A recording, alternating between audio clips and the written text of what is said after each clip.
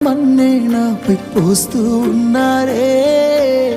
తలువాలు ఒడి బియ్యాలు నువ్వోసుకోవే ఈ మన్ను పరుపుల నేను పడుకుంటున్నానే ఆ పూల పరుపులను హాయిగా నిదరోవే పైసా పైసా అన్నాడు గదనే నిన్ను గన్న నాన్న ఆఖరికి కురిసేది ఆటన సిక్కలానా పరుగు పరుగు అంటూ తీస్తిరి గదనే పరుగు పానం పోయినంక మోగేదే డప్పుల దరువు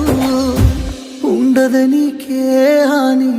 పిల్ల పాపాలతోని హాయిగా బతుకేను వందేళ్ళు